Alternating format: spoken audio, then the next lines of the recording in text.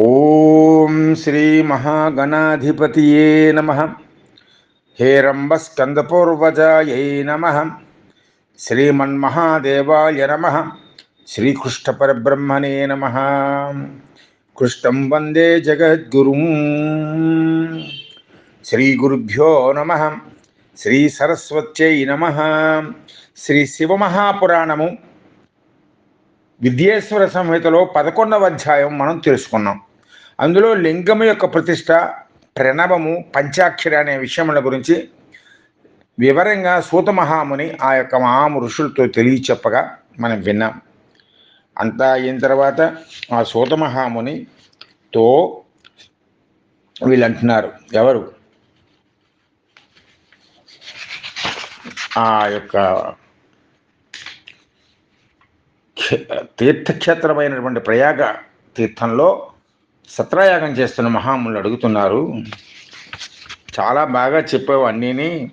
అధ క్షేత్రాన్ని పుణ్యాన్ని సమాసాత్ కథయస్వన సర్వాహ స్త్రియశ్చ పురుష యన్యాశ్రితపదం లభేత్ సూతయోగి వరశ్రేష్ఠ శివక్షేత్రాగమ సంసదా. సూత ఉవాచ శృణుత శ్రద్ధయో సర్వక్షేత్రాన్ని చ తదాగమన్. ఓ సూత మహాముని, నీవు యోగులలో శ్రేష్ఠుడు, మాకు పుణ్యక్షేత్రముల గురించి సంగ్రహంగా చెప్పుము. స్త్రీ పురుషులు అందరూ వాటిని సేవించి శివపదమును పొందెదరు. శివక్షేత్రములను శివ ఆగమములను కూడా వివరింపవయ్యా అని చెప్పేసి అడిగితే, అప్పుడు సూత మహాముని అంటున్నాడు, శివక్షేత్రముల గురించియు వాటి ఆగమముల గురించియు శ్రద్ధగా వినుడు అని చెప్పి సూత మహాముని చెప్పడం ప్రారంభించాడు. ఇంతవరకు 11వ అధ్యాయం అయింది. ఇప్పుడు 12వ అధ్యాయంలో అధా ద్వాదశోధ్యాయ తీర్థములు క్షేత్రములు. సూత ఉవాచ శృణుధ్వమృషయ ప్రాజ్ఞా శివక్షేత్రం విముక్తిదం తదాగమాం సదో వక్షే లోకరక్షార్థమేవ హి 50 కోటి విస్తీర్ణ సశైల వనకానన శివాజ్ఞయా హి పృథివీలోకం ధృత్వా చ తిష్టతి. ఓ ప్రాజ్ఞులైనటువంటి మహామునులారా, నేను మోక్షమునిచ్చేటువంటి శివక్షేత్రములను గురించియు తదుపరి శివ ఆగమము మానవ కళ్యాణము కొరకును నేను వివరిస్తాను, వినుడు. 50 కోట్ల యోజనముల విస్తారము కలిగి పర్వతములతో అడవులతో వెలసిల్లే పృథివిని శివుని ఆజ్ఞ చేత ప్రాణులు ధరించి ఉన్నది. ఈ భూమి అంతా కూడా 50 కోట్ల యోజనములు విస్తారం ఉన్నది. 50 కోట్ల యోజనముల విస్తారం కలిగిన ఈ భూమండలం అంతా కూడా ప్రాణకోటితో శివుడు ఆజ్ఞ వల్ల ధరించి ఉన్నది. తత్ర తత్ర శివక్షేత్రం తత్ర తత్ర నివాసినాం మోక్షార్థం కృపయా దేవ క్షేత్రం కల్పితవాన్ ప్రభు పరిగ్రహాదృశీనాంచ దేవానాంచ పరిగ్రహాత్ స్వయం భూతాన్యథాన్యాని లోకరక్షార్థమేవ హి. జగన్నాథుడైనటువంటి మహాదేవుడు, ఋషులారా వింటున్నారా? జగన్నాథుడైన మహాదేవుడు వివిధ ప్రాంతములలో నివసించు జనుల మోక్షము కొరకై ఆయా స్థలములలో పుణ్యక్షేత్రములను నిర్మించెను.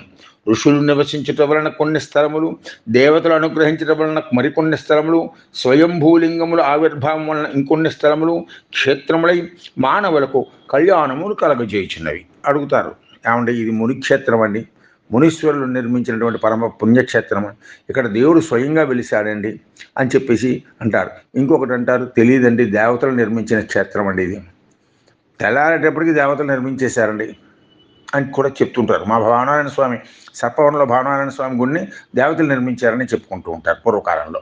కాబట్టి ఈ విధంగా ఉంటూ ఉంటాయి. మానవుల కళ్యాణం ఇప్పటి రోజుల్లో దాతలు కూడా నిర్మిస్తున్నారు. ఆ విధమైనటువంటి అనేక పుణ్యక్షేత్రములు ఆయా ప్రాంతంలో ప్రజలు తామంతటి తాము పూజలు చేసుకుని ముక్తి పొందడానికి భగవంతుడి చేత ఇన్ని రకాలుగా నిర్మింపబడుతున్నాయి. తీర్థక్షేత్రే సదా కార్యం స్నానదాన జపాదికం అన్యథా రోగ దారిద్ర్యమూకత్వా ఆప్నుయాన్నరః అథాస్మిన్ భారతవర్షే ప్రాప్నోత మరణం నరః స్వయంభూస్థానవాసే న పునర్మానుష్యమాప్నుయాత్. ఓ మునులారా, పుణ్యక్షేత్రములోని తీర్థమునందు నిత్యము స్నాన దాన జపాదులను చేయవలను. అట్లు చేయకుండా ఉండే మానవుడు రోగమును, దారిద్ర్యమును, మూగధనము మొదలగు లోపములు పొందును. క్షేత్రంలో ఉండేటువంటి తీర్థములలో తప్పకుండా స్నానం చేసి జపం చేసుకుని దానం కూడా చేయాలి. అక్కడ ఈ భరతఖండములో స్వయంభూలింగము గల క్షేత్రంలో మరణించిన వ్యక్తికి పునర్జన్మ లేదు. భగవంతుడు తానుగా వ్యక్తమైనటువంటి ప్రదేశములలో ఏర్పడిన క్షేత్రములలో పూజలు చేసేటువంటి వాడికి, అటువంటి వాడికి మరణించిన వ్యక్తికి పునర్జన్మ అనేటువంటిది లేదు. క్షేత్రపాపస్య కరణం దృఢం భవతి భూసురా పుణ్యక్షేత్రే నివాసే పాపమన్వసి ఆచరేత్ ఏనకేన వ్యుపాయేన పుణ్యక్షేత్రవసేన్నర సింధో సతనదీ తీరే సంతి క్షేత్రాణ్యనేకశః అనేకశః. ఓ బ్రాహ్మణులారా, పుణ్యక్షేత్రంలో చేసిన పాపము అధిక దోషమును ఇచ్చును. కొంతమంది ఎక్కడ తీర్థానికి వెళ్ళినా సాయంత్రం తీర్థం పుచ్చుకున్న పాఠశాల ఎక్కడ ఉందని వెతుకుతూ ఉంటారు. ఇంకా అనేక దోషాలు చేస్తూ ఉంటారు. చెప్పడానికి అరివి కాని మనుషులు చేసే దోషాలకే ఉంది. ఇంద్రియములు పట్టి పెడతాడు కానీ మనసుని ఏమైనా అదుపులో ఉంచుకుంటాడా? వద్దని చెప్తాడా? మనసు చెప్పదు, బుద్ధి చెప్పినా వినడు. ఆ విధంగా అవి ఎక్కువ పాపాన్ని ఇస్తాయి పుణ్యక్షేత్రానికి వెళితే పాపం చేసేటువంటి వాడికి. కావున పుణ్యక్షేత్రంలో నివసించే వ్యక్తి లేసమైనను పాపము చేయరాదు. కాబట్టి మానవుడు ఏదో ఒక ఉపాయం చేసి పుణ్యక్షేత్రమునందు నివసించగలను. సింధు నది ఒడ్డున, శతద్రు నది ఒడ్డున అనేక పుణ్యక్షేత్రములు కలవు. కాబట్టి అనేక పుణ్యక్షేత్రములు ఈ యొక్క నదుల ఒడ్డుల్లో ఉన్నాయి. కాబట్టి ఆ ప్రాంతములన్నిటిలోనూ కూడా, క్షేత్రములన్నిటిలోనూ కూడా చక్కగా ఆవాసం ఉండవలేను. సరస్వతీ నదీ పుణ్య ప్రోక్త షష్ఠిముఖా తథా తత్తీరే వసే ప్రాజ్ఞ క్రమాద్ బ్రహ్మపదం లభేత్. హిమవద్గిరిజ గంగా పుణ్య శతముఖా నదీ తత్తీరే చైవ కాశ్యాది పుణ్యక్షేత్ర అనేకశః. నాయన, 6వది ముఖములు అంటే దారలు గల సరస్వతీ నది పవిత్రమైనది. వివేకి అయి నదీ తీరముల యందు నివసించినట్లయితే క్రమముగా బ్రహ్మలోకమును పొందుతారు. పవిత్రమైన గంగానది హిమవత్ పర్వతము నుండి పుట్టినది. అది 100 ముఖములు గల నది. దాని తీరమునందు కాశీ మొదలుగా అనేక పుణ్యక్షేత్రములు ఉన్నాయ్యా. తత్ర తీరం ప్రశస్తం హి మృగ బృహస్పతౌ సోనభద్రో దశముఖః పుణ్యోభీష్టఫలప్రదః. తత్ర స్నాన ఉపవాసేన పదం వైనాయకం లభేత్. చతుర్వింశముఖా పుణ్య నర్మదా చ మహానదీ. సూర్యుడు మృగరాశి యందు ఉండగా అచట నివాసము ప్రశస్తము. గురువు మృగరాశి యందు ఉండగా సోనభద్రా నది కోరిన ఫలమునిచ్చును. పవిత్రమైనటువంటి ఆ సోనభద్రా నదికి 10 ముఖములు కలవు.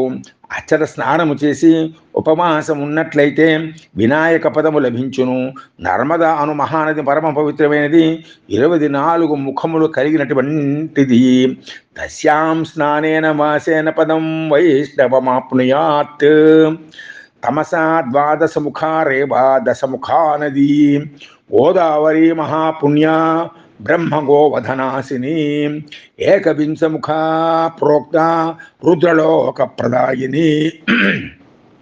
కృష్ణవేణ పుణ్యనదీ సర్వపాప క్షయామహ. సాష్టాదశముఖా ప్రోక్త విష్ణులోక ప్రదాయిని. తుంగభద్రా దశముఖా బ్రహ్మలోక ప్రదాయిని. సువర్ణముఖరీ పుణ్యా ప్రోక్త నవముఖా తథా తత్రైవ సుప్రజాయంతే బ్రహ్మలోక అచ్యుతస్తదా. సరస్వతీ చ పంపా చ కన్యా శ్వేతనదీ శుభా. ఏతాసాం తీరవాసేన ఇంద్రలోకమవాప్నయతి. ఓ మహర్షులారా, ఈ యొక్క చతుర్వింశముఖ పుణ్యాం నర్మదా. ఈ నర్మదా నది నందు నివసించి దాని యందు స్నానం చేసినచో విష్ణు పదము లభించును. తమసా నదికి 12 ముఖములు, రేవా నదికి 10 ముఖములు కలవు. మహాపవిత్రముగు గోదావరి నది బ్రహ్మహత్య గోహత్యా దోషములను పోగొట్టును. 21 ముఖములు గల గోదావరి రుద్రపదమును ఇచ్చును. పవిత్రమైనటువంటి కృష్ణవేణి నది సర్వపాపములను పోగొట్టును. 18 ముఖములు కలిగినటువంటి కృష్ణవేణి నదిలో విష్ణులోకము ఇచ్చును. 10 ముఖములు గల తుంగభద్ర బ్రహ్మలోకమును ఇచ్చును. పరమ పవిత్రమైన సువర్ణముఖి నదికి 9 ముఖములు కలవు. బ్రహ్మలోకము నుండి చ్యుతులగు జీవులు సువర్ణముఖి తీరమునందు జన్మింతురు. సరస్వతీ నది పంపా సరస్సు స్వచ్ఛ జలములు కలిగి ఉండి మంగళములను ఇచ్చినటువంటిది కన్యానది. అనేక నదుల తీరమును నివసించు వ్యక్తి ఇంద్రలోకమును పొందును. సహ్యాద్రిజ మహాపుణ్యా కావేరీతి మహానదీ సప్తవింశముఖా ప్రోక్త సర్వాభీష్టప్రదాయనే తత్తీరా స్వర్గాశ్చైవ బ్రహ్మ విష్ణుపదప్రదా. సహ్యపర్వతము నుండి పుట్టిన కావేరి అనేటువంటి నది మిక్కిలి గొప్పది, పవిత్రమైనది. కోరికలన్నింటినీ తీర్చేటువంటి కావేరి 27 ముఖములు కలది అని చెప్పుదురు. దాని తీరములు స్వర్గలోకమును మరియు బ్రహ్మపదమును విష్ణుపదమును ఇచ్చును. కోరిన ఫలములనిచ్చి శివలోకమును ఇచ్చేటువంటి శైవక్షేత్రములు కావేరీ తీరమున కలవు. గురువు సూర్యుడు మేషరాశి యందు ఉన్నప్పుడు నైమిషమునందు బదరియందు స్నానము చేయవలెను. శివలోకప్రదా శైవాస్తథా అభీష్టఫలప్రదా నైమిషే బదరే స్నానా మేషగే చ గురౌరవౌ బ్రహ్మలోకం ప్రదం విద్యా తత్తః పూజాదికం తథా సింధునద్యాం తథా స్నానం సింహే కర్కటకే రవౌ కేదారోదకపానం చ స్నానం చ జ్ఞానదం విదుః. కేదారమునందు స్నానము, కేదారములోని జలమును త్రాగుట చేసినచో జ్ఞానము కలుగును. అది కేదార క్షేత్రంలో స్నానం చేసినట్లయితే, అక్కడ జలము తాగినట్లయితే జ్ఞానం కలుగుతుంది. గోదావర్యాం సింహమాసే స్నాయిత్ సింహ బృహస్పతౌ శివలోకప్రదమితి శివనోక్తం తథా పురా యమునా సోనయ యో స్నాయాద్ గురౌ కన్యాగతే రవౌ ధర్మలోకే దంతిలోకే మహాభోగప్రదం విదుః కావేర్యాం తు తథా స్నాయాత్ తులాగేతు రవౌ గురౌ విష్ణోర్వచన మాహాత్మ్యాం సర్వాభీష్ట ప్రదం విదుః వృశ్చికే మాసే సంప్రాప్తే తథార్కే గురువృశ్చికే నర్మదాయాం నదీ స్నానం విష్ణులోకమవాప్నుయాత్. ఓ ఋషులారా, ఓయో ప్రయాగాతీర్థంలో సత్రాయాగము చేస్తున్నటువంటి సత్యవర్తనులైనటువంటి జితేంద్రులైన మహామునులారా, భాద్రపద మాసములో గురువు సింహరాశిలో ఉండగా గోదావరిలో స్నానము చేసినట్లయితే శివలోకము లభించునని పూర్వము శివుడు చెప్పినాడు. గురువు రవి కన్యారాశి ఎందుండగా యమున సోనా నదులలో స్నానము చేసినట్లయితే ధర్మలోకమునందు వినాయక లోకమునందు మహాభోగములు లభించును అని ఋషులు చెప్పుచున్నారు. రవి గురువు తులారాశి ఎందు ఉండగా కావేరి ఎందు స్నానము ఆచరించినట్లయితే విష్ణువచనము యొక్క మహిమ వలన కోరికలన్నీ సిద్ధించునని ఋషీశ్వరుడు చెప్పుచున్నారు.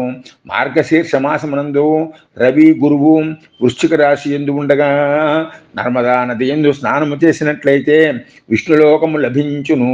సువర్ణముఖరీ స్నానం చాపగే చ గురౌరవౌ శివలోక ప్రదమితి బ్రహ్మణో వచనం యథా మృగమాసి తథా స్నాయా జాహ్నవ్యాం మృగగే గురౌ శివలోక ప్రదమితి బ్రహ్మణో వచనం యథా బ్రహ్మ విష్ణువాహ పదే భుక్త్వా తదం తే జ్ఞానమాప్నుయాత్.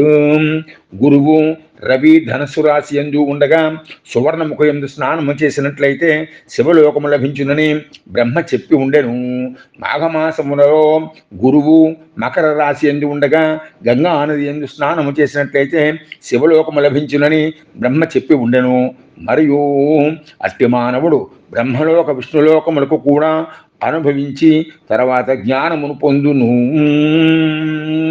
శివలోక పదమితి బ్రహ్మణో వచనం యథా బ్రహ్మ విష్ణువాహ పదే భుక్త్వా తదంతే జ్ఞానమవాప్నుయాత్. గంగాయాం మాఘమాసేతు తవా కుంభగతే రవౌ శ్రాద్ధం వా పిండదానం వా తిలోదకమధాపిహ వంశద్వయ పితॄణాంచ కులకోర్చుద్ధరం విదుః కృష్ణవేణ్యాం ప్రశంసంతి మేనగే చ గురౌ రవౌ. ఈ విధముగా మాఘమాసములో రవి కుంభరాశి యందు ఉండగా, మాఘమాసములో రవి కుంభరాశి యందు ఉండగా గంగలో శ్రాద్ధమును గాని, పిండదానమును గాని, తిలోదక సమర్పణమును గాని చేసినట్లయితే 2 వంశముల పితరులు కోటి తరముల వరకు ఉద్ధరింపబడదని ఋషులు చెప్పుదురు.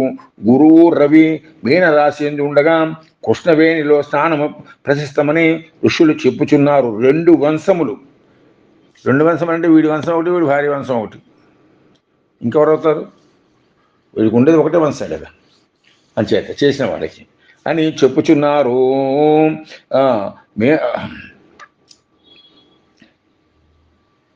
గురువు రవి మీనరాశి యందు ఉండగా కృష్ణవేణి నదిలో స్నానము చేసినట్లయి ప్రశస్తమని ఋషీశ్వరులు చెప్పుచున్నారు. తత్తీర్థే చ తన్మాసి ఇంద్రపదప్రదం గంగాం వా సహ్యజాం వాపి సమాశ్రిత్య వసేద్బుధ తత్కాలకృత పాపస్య క్షయో భవతి నిశ్చితం రుద్రలోకప్రదాన్యేవ సంతి క్షేత్రాణ్యనేకశః. తామ్రపర్ణి వేగవతి బ్రహ్మలోక ఫలప్రదే తయోస్తీరేహి సంత్యేవ క్షేత్రాని స్వర్గదాని చ సంతి క్షేత్రాని తన్మధ్యే పుణ్యదాని చ భూరిశః. తత్ర తత్ర వసన్ ప్రాజ్ఞస్తాదృశం చ ఫలం లభేతు. ఆయా తీర్థములలో ఆయా మాసములలో స్నానము చేసినట్లయితే ఇంద్రపదము లభించును. పండితుడు గంగా తీరమున గాని కావేరీ తీరమున గాని నివసించవలను. పండితుడంటే శాస్త్రములన్నీ తెలుసుకున్నటువంటి వాడు. అట్లు చేసిన ఎడల ఆ కాలమునందు చేసిన పాపము నశించినట్లో ఎటువంటి సందేహము లేదు నాయన. రుద్రలోకము ఇచ్చు క్షేత్రములు అనేకము కలవయ్యా. తామ్రపర్ణి వేగవతి అను నదులు బ్రహ్మలోక ఫలమునిచ్చును. వాటి తీర్థమునందు స్వర్గము ఇచ్చు క్షేత్రములు కలవు. ఆ 2 నదుల మధ్యలో మహాపుణ్యమిచ్చు క్షేత్రములు కలవు. వివేకి అయ్యి ఆ క్షేత్రములలో నివసించి ఆయా ఫలములను పొందవలను వేగవతి తామ్రపర్ణి. తర్వాత సదాచారాణ సద్వృత్యా సదా భావనయాపి చ వసేద్ధయాలు ప్రాజ్ఞో వైనా అన్యథా తత్ఫలం లభేత్. పుణ్యక్షేత్రే కృతం పుణ్యం బహుదా బుద్ధిమిచ్చతి. పుణ్యక్షేత్రే కృతం పాపం మహాదన్వపి జాయతే. తత్కాలం జీవనార్థశ్చేతు పుణ్యేన క్షయమేష్యతి. ఐశ్వర్యదం ప్రాహుః కాయికం వాచికం తథా మానసంచ తథా పాపం తాదృశం నాశయేత్ ద్విజాః.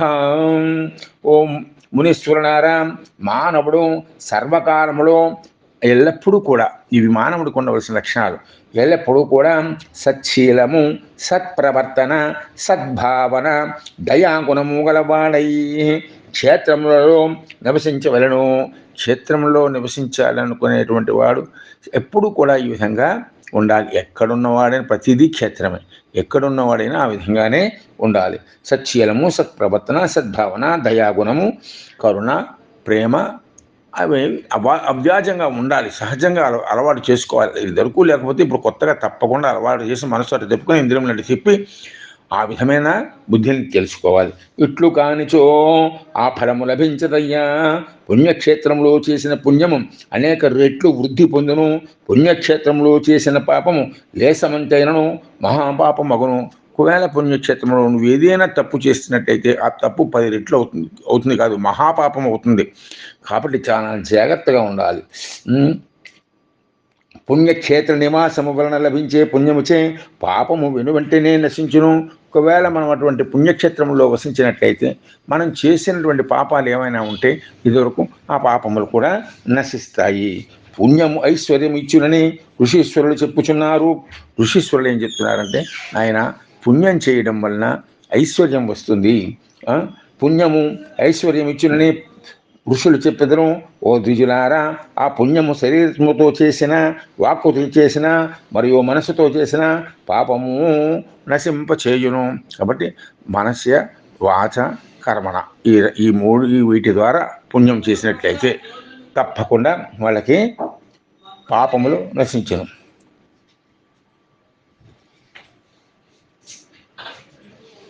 మానసంవచలేపంతో కల్పానుగతం తథా ధ్యానాద్ ఏవ హి తన్నస్యే నాన్యథా నాసమృచ్చతి వాచికం జపజాలేన కాయకం కాయశోషణాత్ దానార్ధనకృతం నశ్యేన్నాన్యథా కల్పకోటిభిః క్వచిత్ పాపేన పుణ్యంచ వృద్ధి పూర్వేణ నశ్యతి బీజాంశ్చైవ వృద్ధంసో భోగాంసః పుణ్యపాపయోః జ్ఞాననాశ్యో హి బీజాంసో వృద్ధిరూక్త ప్రకారతః. ఓ మునీశ్వరులారా, మనస్సుతో చేసిన పాపము వజ్రలేపం వలె మనస్సును పట్టుకొని కల్పకల్లాంతముల వరకు వేటాడును. చూసారా ఎంత గొప్ప క్లారిఫికేషన్ ఇది. ఒకవేళ నువ్వు మనస్సుతోటే చేస్తావు పాపం, వాక్కు ద్వారా చేయలేదు, చేతులతో చేయలేదు, అది కూడా నేను కల్పాంతములు ఇంకేమిటి యుగాంతములు కల్పాంతముల వరకు కూడా అది నిన్ను పట్టుకొని పీడిస్తుంది. 4 యుగములు ఒక కల్పం కదా. ఆ విధంగా వెంటాడును. అది ధ్యానము వలన మాత్రమే నశించును. ధ్యానాధ్యేయ స్వరూపుడు. ఆ ధ్యానము చేసినటువంటి దాన్నే దాన్నే మనం మన యొక్క గమ్యంగా తీసుకొని దాని యందే మనం దృష్టి ఉంచాలి. అలాంటప్పుడే ఆ పాపము నశించును. మరో మార్గము లేదు. అధికముకు జనముచే వాచిక పాపము శరీరమును కుసింపు చేయు, తపస్సుచే కాయిక పాపము నశించును. అధికముకు జపముచే, జపం ఎక్కువగా చేయాలి, దానివల్ల తప్పుడు మాట్లాడడం వల్ల వచ్చేటువంటి పాపం పోతుంది. శరీరమును కుసింపు చేయు తపస్సుచే కాయిక పాపం. శరీరంతో చేసి కర్మలు చేసేటువంటి పాపములు ఉన్నాయే, శరీరాన్ని కుసింపు చేసుకోవాలి. అప్పుడు కూడా తపస్సు చేయాలి సుమా, నువ్వు జపం చేయాలి సుమా. పాపము ధనముతో చేసిన పాపము దానము వలన నశించును. ఈ పాపములు 1,000,000 కల్పముల తర్వాతనైనను నశించుటకు మరి ఒక మార్గము లేదు. ధనపాపములు చేస్తారు కొంతమంది, వాటిని దానముల ద్వారా కొంతవరకు సమయింప చేసుకోవచ్చును, మరొక మార్గం లేదు. ఒకప్పుడు అధికముకు పాపముచే పుణ్యము కూడా నశించును. ఉన్న పుణ్యము కాస్త కొట్టుకుపోతుంది. పుణ్య పాపములు రెండింటికి బీజాంశము, వృద్ధ్యంశము, భోగాంశము అని 3 భాగములు ఉండును. పాపము యొక్క బీజాంశము జ్ఞానము చేతను, వృద్ధ్యంశము పైన చెప్పిన విధముగాను నశించును. ఈ విధములుగా బీజాంశం అంటే లోపల ఉండే పాపపుణ్యములు రెండింటికి బీజాంశము, వృద్ధ్యంశము, భోగాంశము 3 భాగములు ఉంటాయి. అంటే బీజాంశం అంటే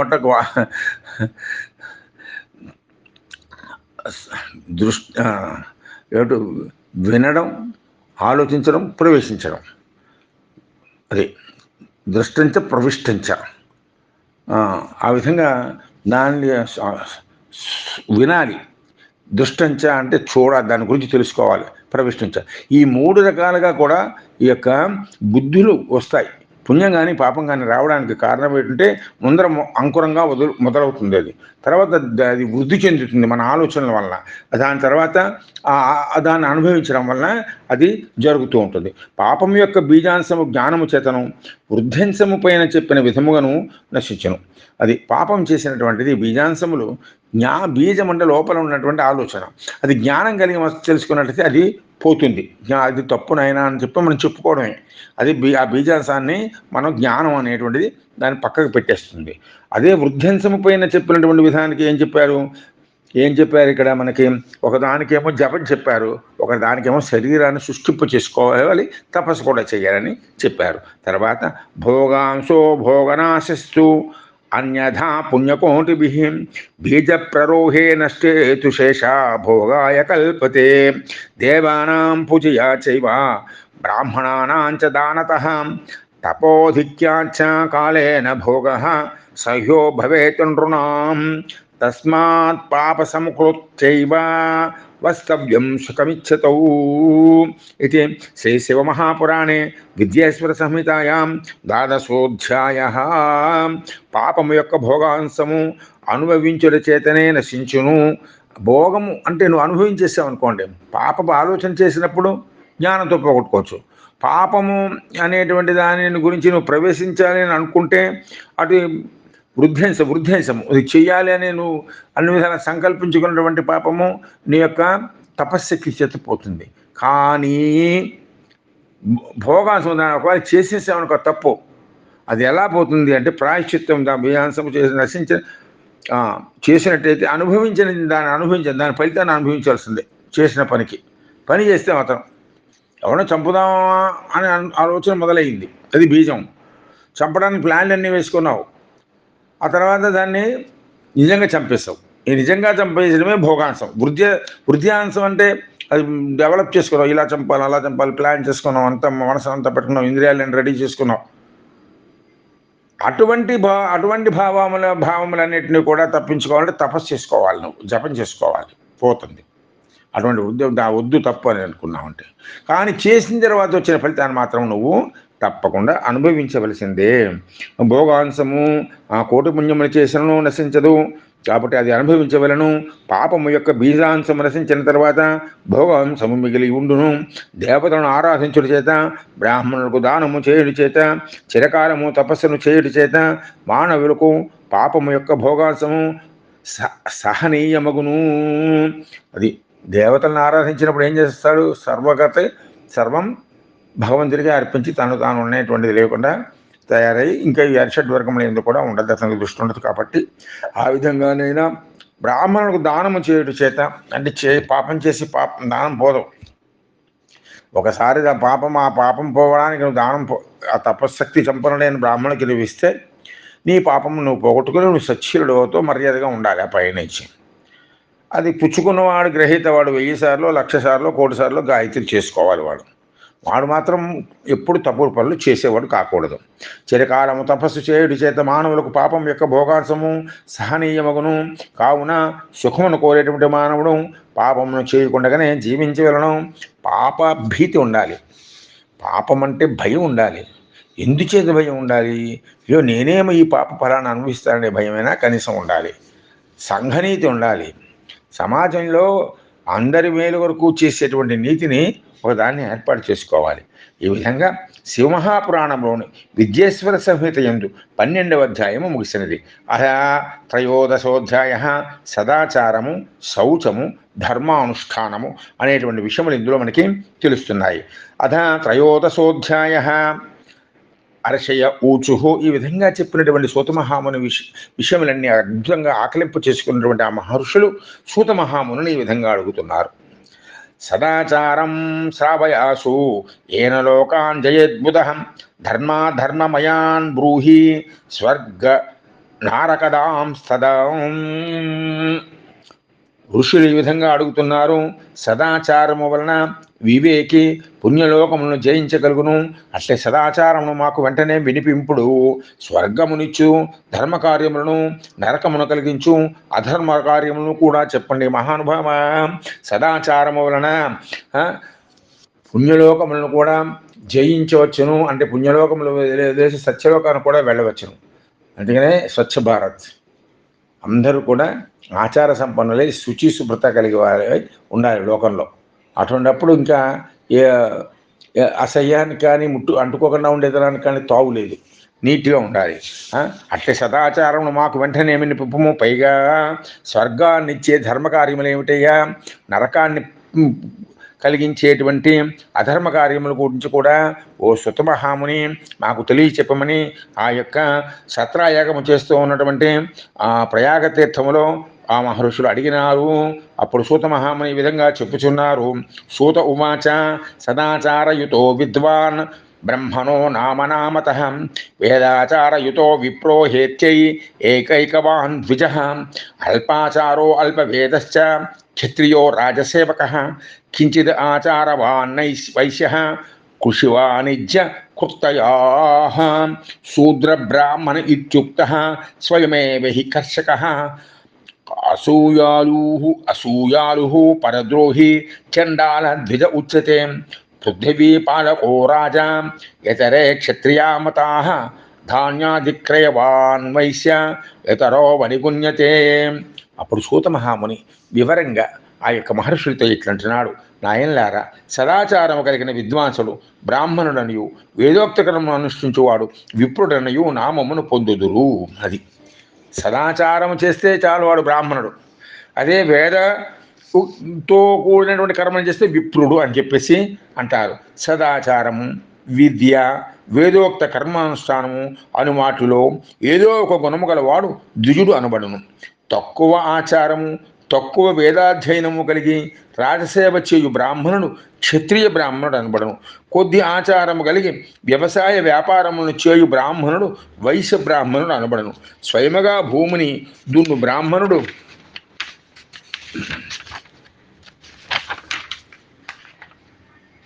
స్వయముగా భూమిని దున్నేటువంటి బ్రాహ్మణుడు శూద్ర బ్రాహ్మణుడు అనబడును. ఇతరుల యందు అసూయ కలిగి వారికి ద్రోహము చేయు బ్రాహ్మణుడు చండాల బ్రాహ్మణుడు అనబడును. ఎవడైనా బ్రహ్మమునందు ఉన్నవాడే కదండి. అందుచేత అందుకనే మనం చూస్తున్నాం, అగ్నికుల క్షత్రియులు అని చెప్పుకుంటారు. అగ్నికుల క్షత్రియులు అంటే ఎవరో తెలిసిన ఆ చేపలు పట్టేటువంటి వాళ్ళు. అలాగే నాయి బ్రాహ్మణులు,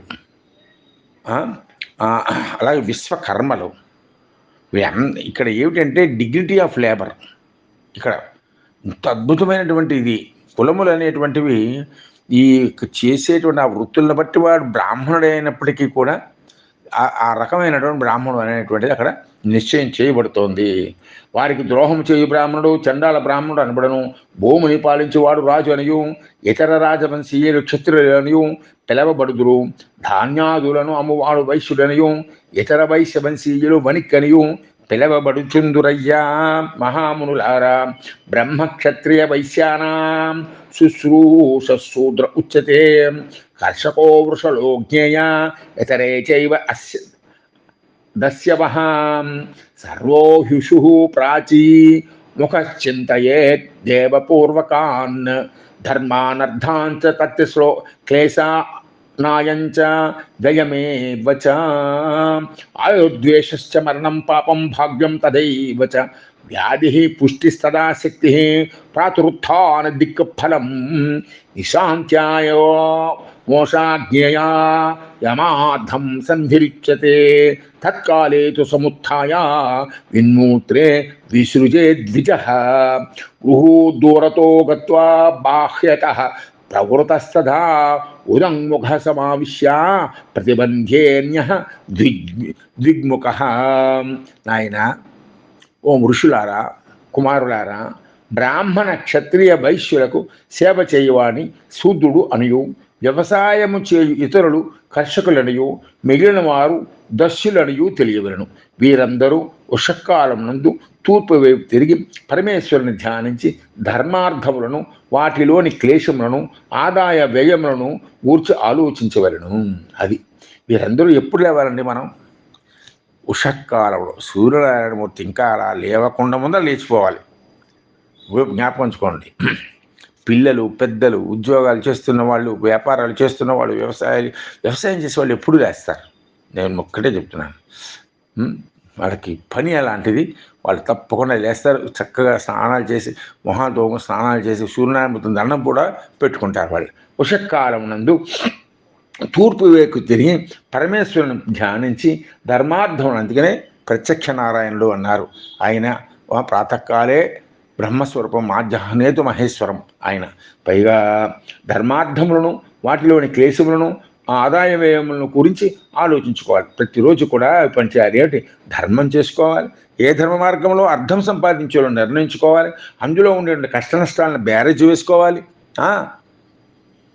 పళ్ళు అమ్మేవాడు ఉన్నాడు, ఏ సెంటర్లో పెట్టుకుని ఎక్కడ ఎలా అమ్ముకోవాలో చూసుకోవాలి. ఎటువంటి పళ్ళు కొనుక్కోవాలో చూసుకోవాలి. ఎటువంటి పళ్ళు రేపటికి ఉంటాయో చూసుకోవాలి.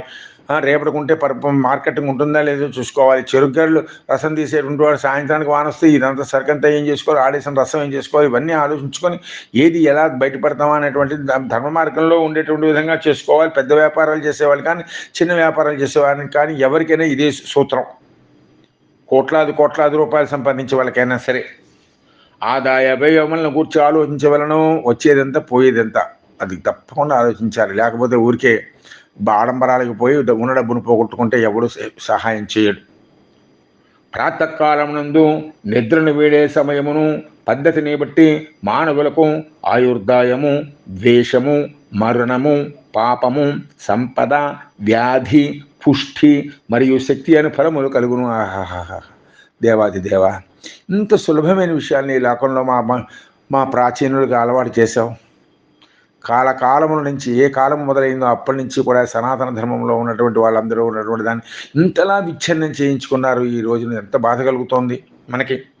ప్రాతకాలం నందు నిద్రను వీడే సమయమున పద్ధతిని బట్టి, ఆ పద్ధతి అండి, లేవగానే ఏం చేయాలి? కాళ్ళు నేల మీద పెట్టకముందే సముద్రవసనే దేవి పర్వతస్థాన మండలే విష్ణుపత్ని నమస్తుభ్యం పాతస్పర్శం క్షమస్వమే అని అమ్మవారికి దండం పెట్టుకోవాలి. భూదేవికి సముద్రవసనే దేవి పర్వతస్థాన మండలే అని అమ్మవారికి నమస్కారం పెట్టుకోవాలి. ఆ తర్వాత చేతులకు దండం పెట్టుకోవాలి. కరాగ్రే వసతే లక్ష్మి, కరమధ్యే సరస్వతి, కరమూలేతు గోవింద, ప్రభాతే కరదర్శనం. లేవగానే ఈ చేతుల ద్వారానే కదండి మనం అన్ని పనులు చేసేది. లక్ష్మి వచ్చినా అక్కడి నుంచే రావాలి కదా. కరమధ్యే సరస్వతి, కరమూలేతు గోవింద. మనం జ్ఞానం కలిగి ఉంటేనే కదండి సరస్వతీదేవి, ఆ భగవంతుడి కదా మనకు అన్ని ప్రాప్తం చేసేది. ఈ చేతులు అన్నీ అంత దైవీదత్తం అండి. మన జీవితము, మన ప్రాణము, మన ఊపిరి, మన శరీరము, మన దేశము, మన ఈ లోకంలో ఉండే సమస్త ప్రాణులు, సృష్టి, ప్రకృతి అంతా కూడా భగవంతుడి యొక్క ప్రసాదమే. కాబట్టి ఆ విధంగా అది ఆ పద్ధతి ఉందే, ఆ పద్ధతి మనిషికి ప్రాతకాలమునందు నిద్రను వీడే సమయమున పద్ధతిని బట్టి మానవులకు ఆయుర్దాయము, ద్వేషము, మరణం, ద్వేషం కలిగేటువంటి ద్వేషము, ప్రేమ ఏదో వాటిని బట్టి కూడా నిర్ణయం అవుతుంది. మరణము, పాపము, సంపద, వ్యాధి, పుష్టి మరియు శక్తి అనే ఫలములు కలుగుతాయి. వీటిని గురించి ఆలోచించండి. అందరూ కూడా ప్రాతకాలమునకు ముందు లేచి సూర్యనారాయణమూర్తికి దండం పెట్టుకోండి. 6 గంటల లోపల ఆయన ఉదయానికి ముందు ప్రభాత దర్శనానికి కలుగును. రాత్రిలోని ఆఖరి యామమునకు ఉషస్సనియు, దానిలోని సగము భాగమునకు సంధి అనియు పేరు. ద్విజుడు ఆ సమయములలో లేచి కాలకృత్యమును తీర్చుకొనవలను. అది సంధికాలంలో లేచి తీర్చుకోవాలి. 2వ యామం అయిన తర్వాత ఆఖరి యామమునకు ఉషస్సు, ఆఖరి యామాన్ని ఉషకాలంలో నిద్ర లేవాలి. అప్పుడు నిద్ర లేచి కాలకృత్యములన్నీ తీర్చుకోవాలి. తీర్చుకోరు ద్విజుడు అంటే బ్రాహ్మణుడు. ఇంటికి దూరముగా బయటకు వెళ్ళి ఉత్తరముఖముగా కూర్చుండవలను. దానికి ఇబ్బంది ఉన్నచో ఇతర దిక్కులకు అభిముఖముగా కూర్చుండవలను. అది ఉత్తరంగా కూర్చోలేకపోతే ఇప్పుడు టాయిలెట్స్ కూడా అలాగే కట్టించుకోవాలి మనం. అది అక్కడ ఇప్పుడు పూర్వకాలంలో ఉండి దూరంగా ఎక్కడికో వెళ్ళేవారు. ఇప్పుడు బెత్తి నేల బయటకు తిరుగుదామంటే లేదు. ఎవరైనా ఏర్పాటు చేసిన పార్కులో ఏమైనా ఉంటే అలాంటి వాటి తప్ప. కాబట్టి ఇప్పుడు అంత దూరాలు వెళ్ళే సమస్య లేదు. కాబట్టి ఇంట్లో ఉన్నటువంటి టాయిలెట్సే మనం అలా ఉత్తరముఖంగా ఉండేటట్టుగా వీలైనంత వరకు కట్టించుకోవాలి. దానికి ఇబ్బంది ఉన్నతో ఇతర దిక్కునకు కూర్చోడు, ఏం తప్పదు. సరే, అలా ఉండగా నాయనలారా, జలాగ్ని బ్రహ్మణాదీనాం దేవానాం ఆభిముఖ్యత లింగం పిధాయ వామేన ముఖ్యమన్యేన పాణినా మలముసృజ్యోత్థాయ నపస్యే చైవ తన్మలం ఉద్ధృతేన జలేనైవ శౌచం కుర్యాజ్జలాద్ బహిః. నాయన, ఓ యొక్క మునీశ్వరులారా, జలము, అగ్ని, బ్రాహ్మణుడు మొదలగు వాటికి దేవతలకు ఎదురుగా కూర్చుండరాదు.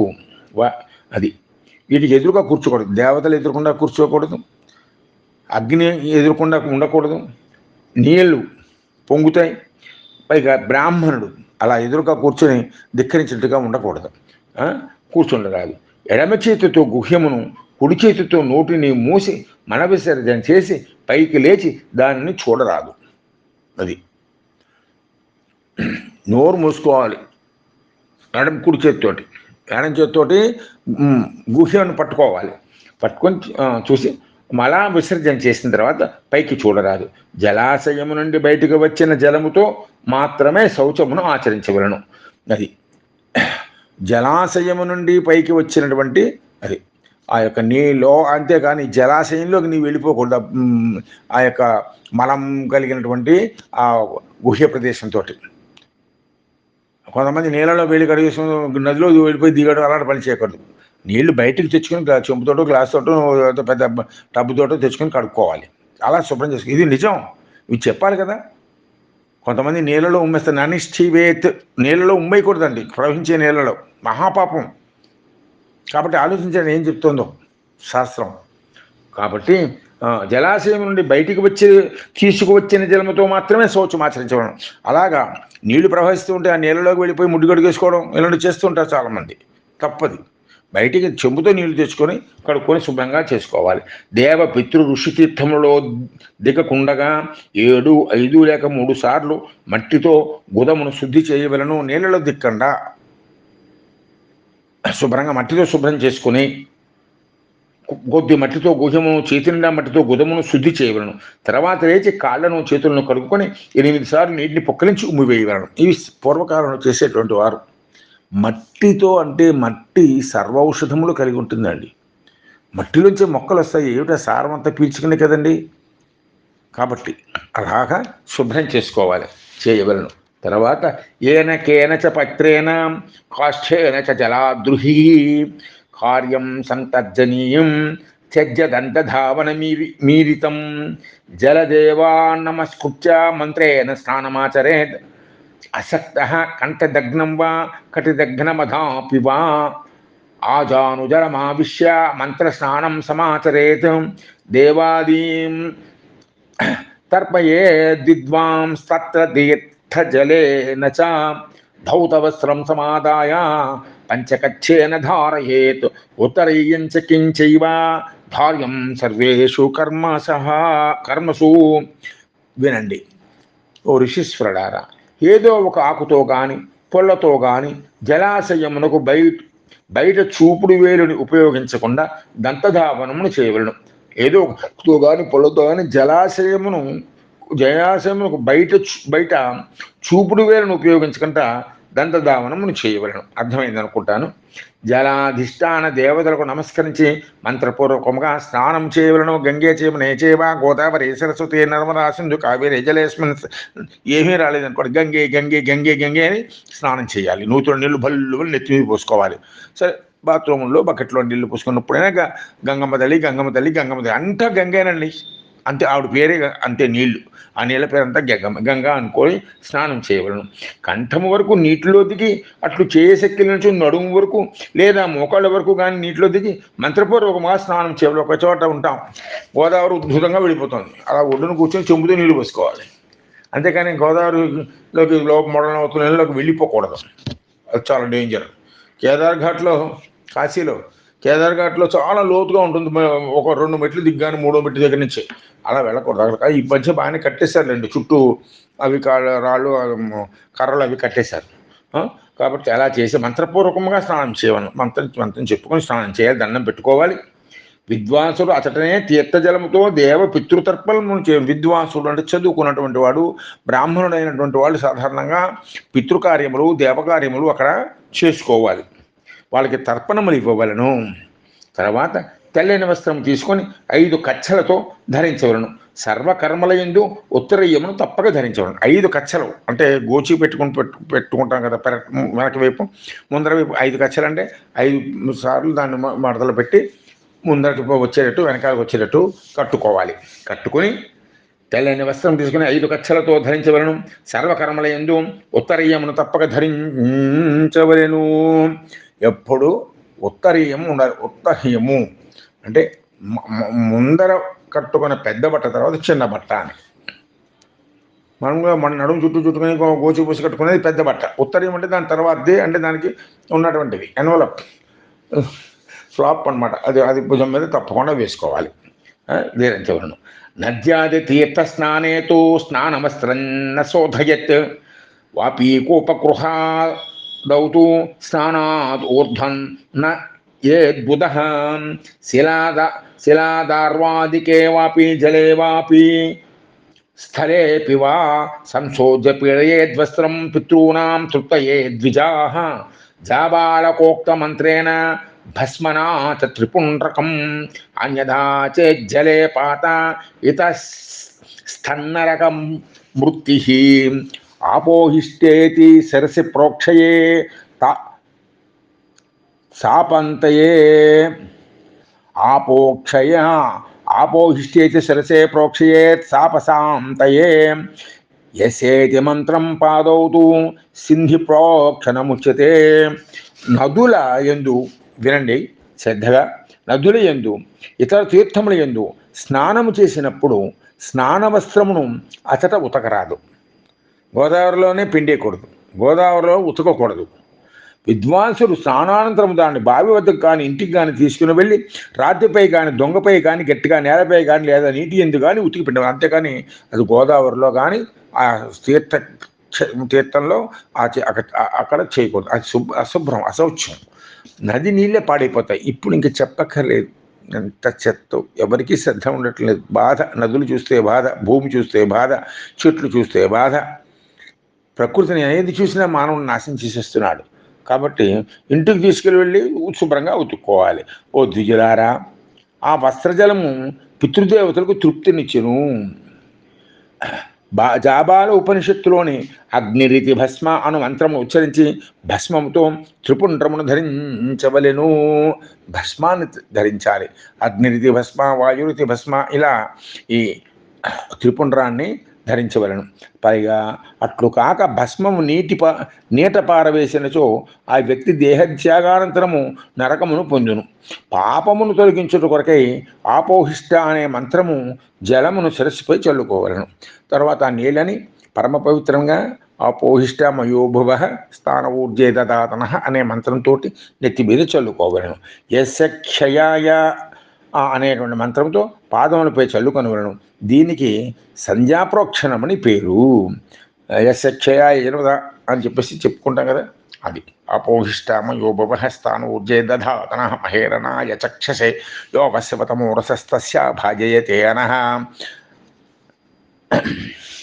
తర్వాత ఈ విధంగా చల్లుకోవాలి. ఇంకా చాలా విషయాలు, అద్భుతమైనటువంటి విషయాలు, మనం రోజు చేస్తున్నటువంటి విషయాలు మీ అద్భుతమైనటువంటి అధ్యాయంలో మనకి తెలుస్తున్నాయి. మనం ఇంకా రేపటి రోజున దీన్ని పూర్తి చేసుకుందాం. ఓం తత్సతు. ఏతత్సర్వం శ్రీ ఉమామహేశ్వర చరణారవిందార్పణమస్తు. శ్రీకృష్ణ పరబ్రహ్మణే నమః. లోకా సమస్తా సుఖినో భవంతు. ఓం తత్.